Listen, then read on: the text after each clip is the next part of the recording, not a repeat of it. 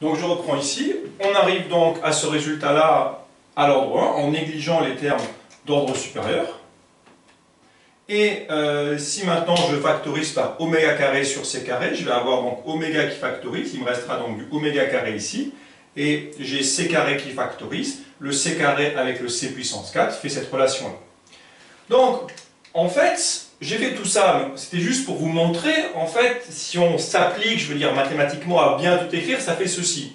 Maintenant, vous pourriez vous dire, mais pourquoi ici? Donc en fait, si on reprend le calcul, qu'est-ce qu'on a fait? Si vous comparez maintenant, cette relation qui est ici, donc les deux relations que je vais encadrer en rouge. Si on compare cette relation qui est là et la relation, je vais écrire comme ceci. Si je compare la relation qui est ici et la relation qui est là, eh bien, on constate que c'est comme si j'avais directement écrit que K c'était oméga sur C. Alors, on aurait pu le faire directement. Mais c'est ce qu'il faut bien comprendre. Mais il faut l'expliquer. L'idée, c'est de dire quoi? Ici, vous n'avez pas le droit de remplacer K par oméga sur C. Car vous voulez l'expression de K et il n'y a pas gamma en facteur. Alors que ici, si j'explique d'ici, j'ai un gamma en facteur. Vous voyez le gamma qui se reporte ici et qui va se reporter sur les autres. Donc, vu que je fais un développement, je veux que ce terme-là, tous les termes doivent être au maximum à l'ordre 1 en gamma.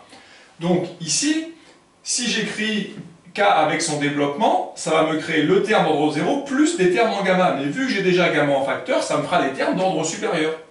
Donc, le point clé, c'est ça, hein, c'est vraiment parce que sur ce terme-là, j'ai gamma en facteur, donc j'ai le droit ici de prendre l'ordre 0 en gamma et directement d'écrire oméga sur C pour K. D'accord? Mais il faut bien l'expliquer. Il faut dire ici, comme gamma est en facteur, j'ai déjà de l'ordre 1 en gamma, donc je peux me permettre ici de remplacer K par oméga sur C. Mais ici, vous n'avez pas gamma en facteur, donc vous n'avez pas le droit de remplacer K par oméga sur C. Sinon, si vous remplacez K par oméga sur C, ici, vous faites un calcul à l'ordre 0, alors qu'on vous a demandé de faire le calcul à l'ordre 1. Donc, comme en mathématiques, quand vous faites des développements limités, il faut bien garder tous les termes du développement au même ordre.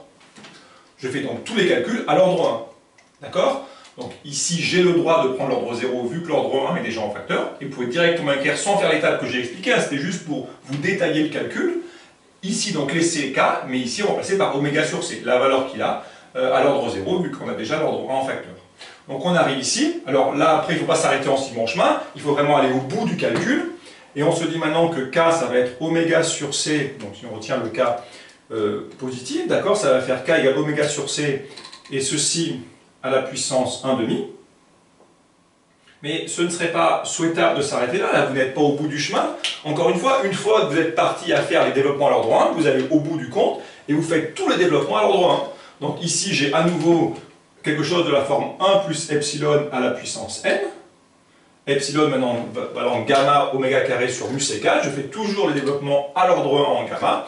Donc ici, je vais avoir du 1 moins 1/2, d'où à la fin le 1/2 qui apparaît. Mais je n'ai plus l'exposant, bien sûr. Voilà, tout ceci étant fait, d'accord, plus en toute rigueur, un petit taux de gamma. Alors, ça peut paraître lent, bien sûr, on peut se dire tout ça pour, au lieu de faire la résolution de l'équation pi carré, mais en fait, ça va très rapidement. Il suffit de dire, vous écrivez ça, vous dites gamma est en facteur, je fais le calcul à l'ordre 1, je remplace K par son expression à l'ordre 0, oméga sur C. Et donc, de ici à là, une fois que vous prononcez bien ça, et vous dites, une fois qu'il y a ça qui est écrit et que K0 c'est oméga sur C, eh bien, vous pouvez tomber directement le résultat. Voilà l'idée. Il y avait une dernière question, je n'ai pas la développer, c'est simplement de calculer la vitesse de phase et la vitesse de groupe. Bon, pour la vitesse de phase, ça va être très rapide, vu qu'on a directement une formule très simple pour oméga sur K.